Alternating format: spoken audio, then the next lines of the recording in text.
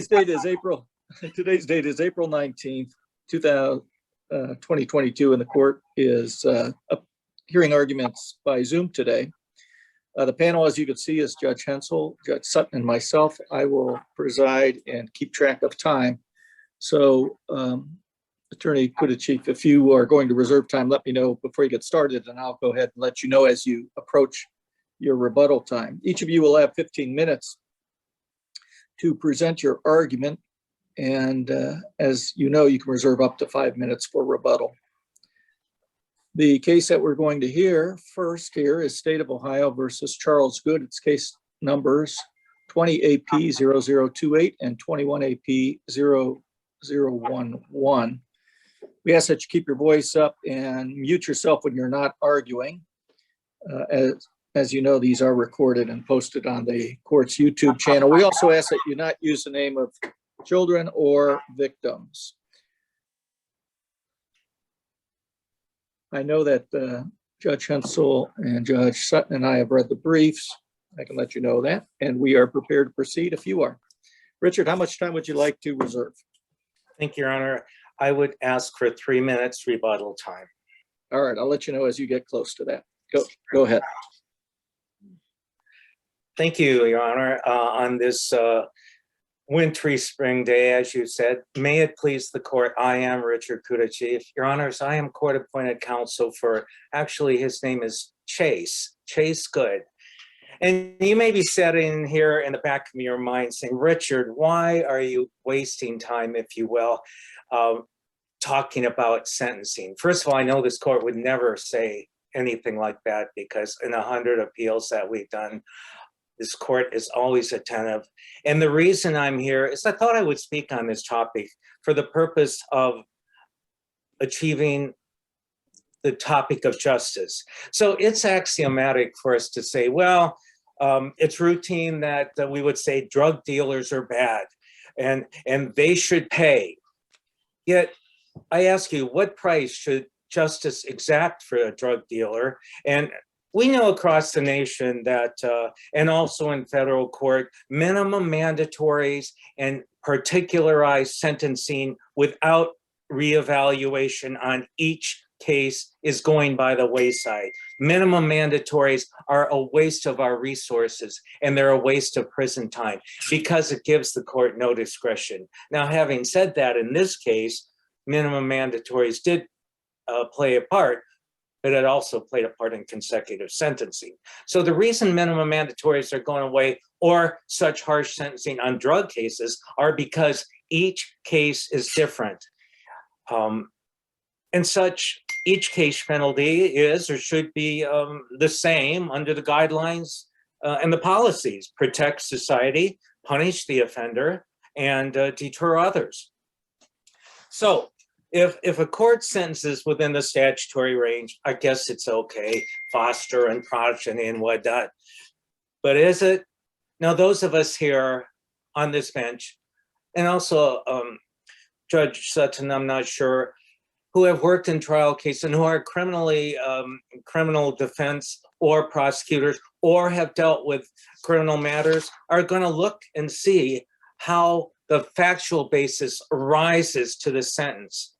There must be some reasonable basis. Example, let's say a person steals $10,000 from an elderly person on 2 occasions. So now let's say we have 2 F3s, but they're a first offender. So we look at 36 months times 2, 72 months. Well, we know we would think justice would not provide for the maximum of 72 months. Consecutive sentences, why? In this case, no one got hurt. There's no violence. There's no sexual conduct. There's no children involved. It is not the worst form of behavior. So having seen the court issue a sentence within the foster range, let's turn to the facts. So what happened, if you look at the indictment here, let's take a look at that indictment because to me, it's very curious because what happened here, the state threw the book at this man.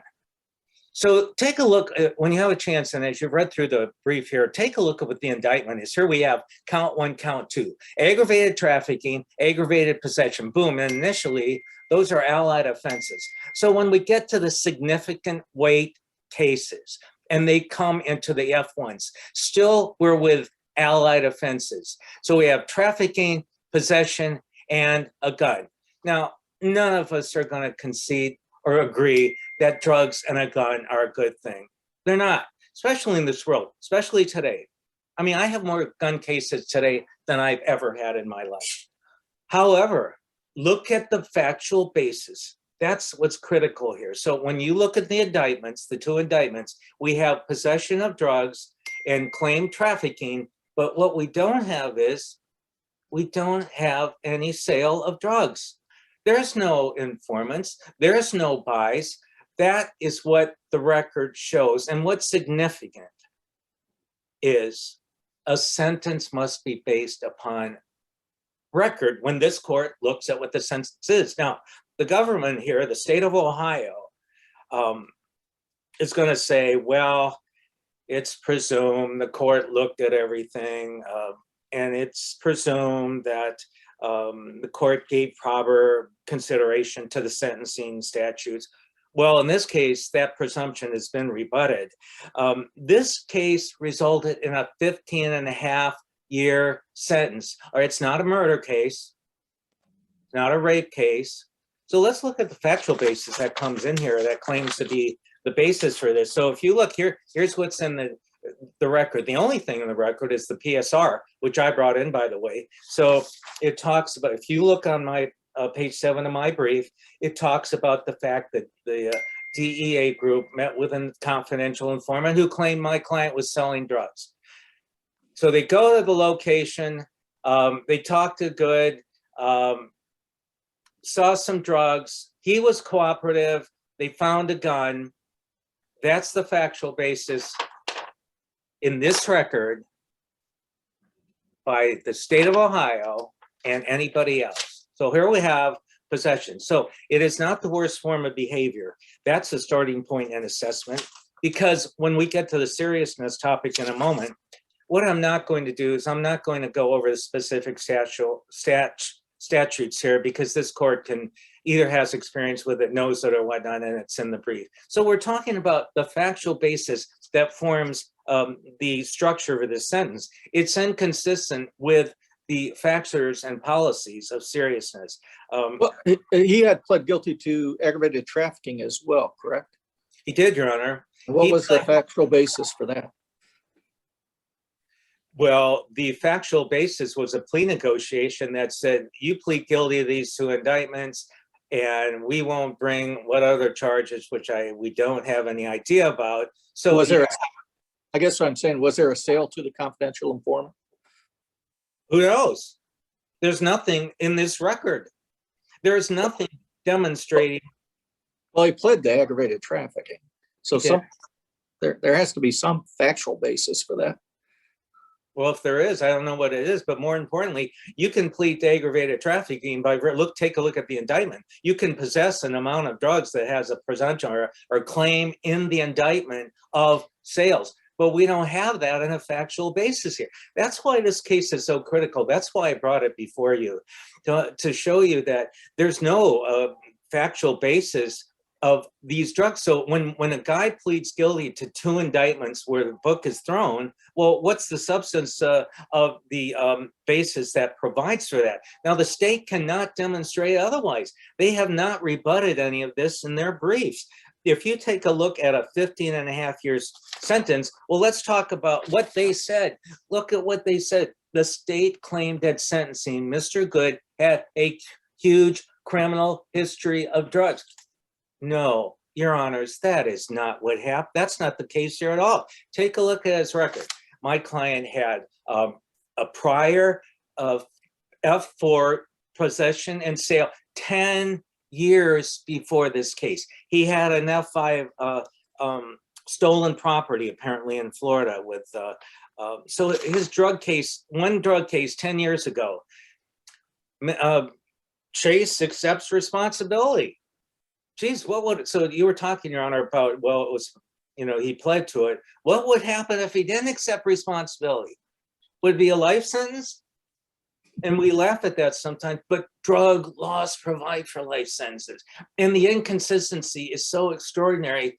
Those days are changing. We see it in the trends. And that's why it's important for this court to take a look at this case and understand how the lower court sentences someone to 15 and a half years when the seriousness. So if you look at the statute requires that the court look at two specific things and make findings, 29-29-14C4, to have consecutive sentences. It's necessary to protect public from future crimes and punish the offender. Okay, so future crimes, there's no predicate in the history of my client. And number two, not disproportionate to the seriousness. So when you look at the record, you look what's said at sentencing, you look at what's going on. What is the seriousness? It is not the worst form of behavior. It's not anyone got injured beside society.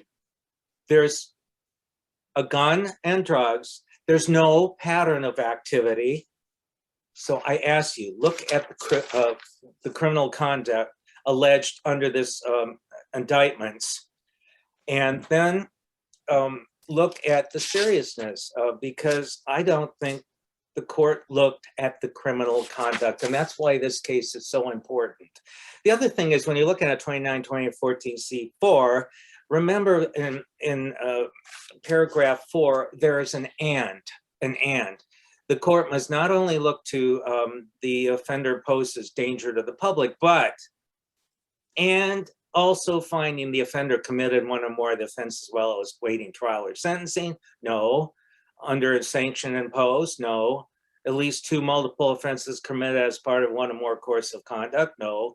So the consecutive service is necessary to protect the public, and my client's history does not support this.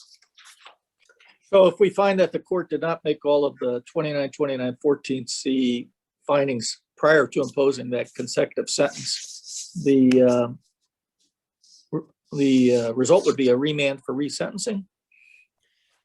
It would, although this court can certainly issue guidelines as to sentencing and can make a sentence itself. I'm not aware of any reason this court cannot make a sentence. But when we start with the precept of consecutive sentences, this court, first of all, I feel must order that consecutive sentences in this case are improper. Your Honors, I ask you to take a look at the record, take a look at the seriousness, take a look at the indictment. Look at the indictment. This guy got the book thrown, and there's so many allied offenses. You wonder, realistically, what was the behavior that this man pled to? He pled to having a significant amount, not overwhelmingly. He didn't have bricks or kilos. He had. Well, he did have fentanyl, correct? Did that factor into the court sentence? Do not know. He had heroin, he had cocaine, and he had meth. So those are significant, and I give you that. So we're not minimizing this case, but this man didn't kill anybody and he didn't rape anybody. That's the standard. You're right at 3 minutes. So would you like to reserve that 3 minutes? Yes, Your Honor. Thank you. All right. Attorney Cooper, you'll have 15 minutes. Thank you. May it please the court. My name is Michael Cooper. I represent the appellee in this case, the state of Ohio. This case, as you've heard briefly, is about the required findings that need to be made to 29-29-14C4 and 29-29-41A. State v. Bonnell, Ohio State Supreme Court held that a sentencing court is not required to give a incantation of the words of the statute, provided the necessary findings can be found in the record and are incorporated into the sentencing entry. A brief reading of a brief review of the transcript of the sentencing hearing states that the court did the proper findings in this matter. They made some talks about what is necessary under 29-29-14C4. However, they did not incorporate them into the sentencing entry. This court in State v. Wheeler and State v. Colborn stated that their failure to incorporate should just be a remand for sentencing for those proper procedures to be done so. And that would be the appropriate remedy to vacate, not to change the sentencing as the appellant requested in this case.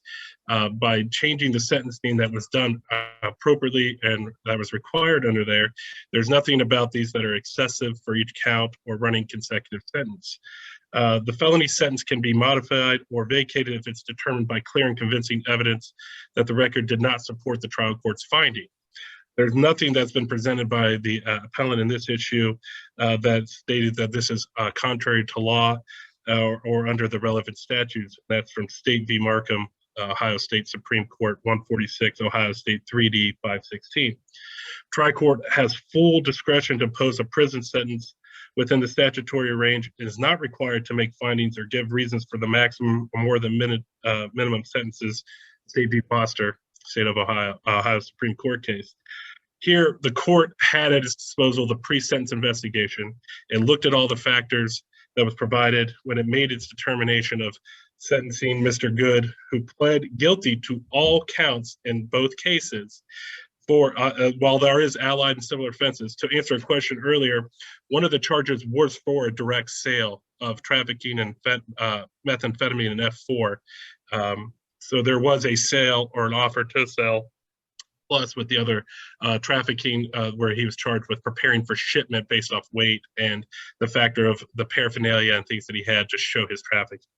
Did the court mischaracterize his criminal history, though? The state may have mischaracterized. The state may have mischaracterized that it wasn't as extensive as once thought. I will be willing to admit that upon further review. But the court had the PSI, all that record in front of him when making their determination in that factor. Thank you. None of the relevant statutes that are listed in 295308G2 apply, which are necessary for certain findings that need to be made when a court makes for running their sentencing. And the sentencings that were imposed for Mr. Good were within the mandatory time between 3 and 11 years, right in the middle of 6 and 6 years, which was well within the range, as well as the 18 to 24 months for the weapons under disability. And it's presumed that the trial court properly consider all those factors when it's within its statutory range, as it's done here, as it wasn't the maximum under those F1s of which the court sentenced. Regarding those factors, Your Honor, there's nothing, the state will concede that the findings were not put in the sentencing entry, so the proper procedure would be to vacate for remand as previously held by the 9th District and State v. Wheeler and State v. Colborne. Based off that, Your Honor, there's no reason to modify or vacate the statement, as the appellant has not shown by clear and convincing evidence that the trial court did not use what was necessary and is not contrary to law. And regarding the ineffective assistance of counsel, the state would argue that neither prong of Strickland has been proven by the appellant, and so there's no need to analyze either of those prongs. All it is pure speculation at this point, and that Mr. Good must demonstrate actual prejudice, and speculation regarding the prejudicial effect of the counsel's performance will not establish an effective assistance of counsel. The questions, the state would then rest on the merits of its brief. Well, if I recall, the court, talked about the need to protect the community, and at least mentioned that the sentence was not disproportionate. Did the court at the time of sentencing go into those 3 factors in 29-29-14C? As I recall, there that he was on probation or community control or post-release control, those 3 factors after the and in that statute. Did the court go into that at sentencing? No, it was just mere, they did not go in detail into those 3 factors, but one factor that was mentioned at the end, Your Honor, was the, one second, I'm just trying to find it. I want to get it correctly for you. They made non-specific reference stating that consecutive sentences were necessary to protect the public from future crime. It was not just what the trial courts, it was also about protecting the public at the end, which would have been the final factor under 2924 E4, Your Honor. I'm sorry. Well, the statute says he also has to make findings that for consecutive sentences, that the offense was committed while he was on probation, PRC, or, you know, the section I'm talking about. Yes, sir. I know exactly what section you're talking about.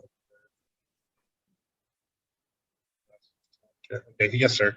One or more, while waiting sentences, at least two of the multiple offenses were committed as part of one or more. That's it. Yes, sir. The court did go into the C factor. They did mention the offender's history of criminal conduct as the consecutive sentences are necessary to protect the public for future crime by the offender. They did mention that if you read the transcript, but it was not incorporated into the sentencing hearing or the sentencing entry itself. Mm-hmm. So you're saying the court made all the appropriate findings at the sentencing hearing at the time it imposed the consecutive sentences, but did not incorporate them into the entry, therefore a remand is appropriate. Yes, sir. That is what I'm stating.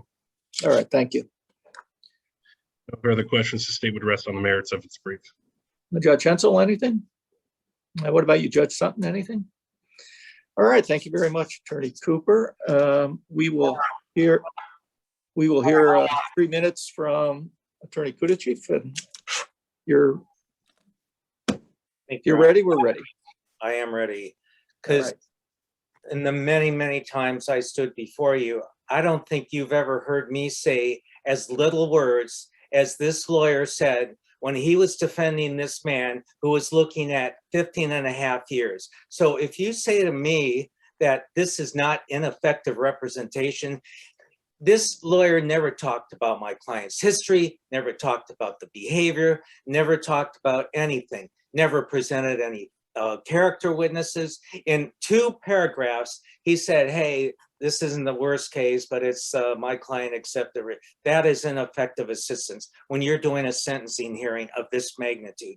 Now, I respect my colleague, Attorney Cooper, and when you check the record, the state cannot rebut what the appellant has argued. All the state says it's within the range. So if this court wants to rest on this for the rest of our lives, when you say if it's in the Foster range and that's okay, then there's no value in considering any sense, because what happened here, you have boilerplate language in the journal entry, and also said, well, I've considered everything. It's not disproportionate. But there's no factual basis. When you actually look at the disproportionate nature relative to seriousness and criminal history, you can't come up with a support to say, well, I've looked at everything and there's a presumption. I agree, we all do boilerplate language and we see it in our entries. But Your Honors, isn't it a duty of a trial court to realistically give some reasoning to what's going on with a sentence? Shouldn't that be? Isn't that justice? Isn't that the right thing to do? And well, it might be the right thing to do, but what about Foster? Foster is in the past, and it has been refined through a number of specific detail, secondary to the consecutive statute required to give findings here. And I also want to remind the court again, this is a plea bargain. He agreed to plead guilty. I don't think anyone on the defense side expected this type of a sentence, and that's partially why we're here today. And it's important, and I respect and really appreciate Attorney Cooper's acknowledgement of mischaracterization of history, because that, Your Honors, is the most critical thing that I must leave you with. You can't give 16.5 years to a factual basis of this nature with a man of this history. And in conclusion, is it fair to over-sentence? So even though Foster says Foster and progeny still has requirements, and more so than anything else, justice requires. And that's what we're all about. Thank you on behalf of my client, Chase Good, and for the court's attention relative to this argument. And the rest, I think, is explained clearly in our brief as well. All right, I want to thank you both for excellent presentations. I know I speak on behalf of Judge Hensel and Judge Sutton that we appreciate you also appearing by Zoom here today. The court's going to take the matter under advisement. We'll issue a decision in due course. The day we make that decision, we'll make sure each of you get a copy of it. And of course, as you know, the Supreme Court of Ohio posts our opinions as well. Now, the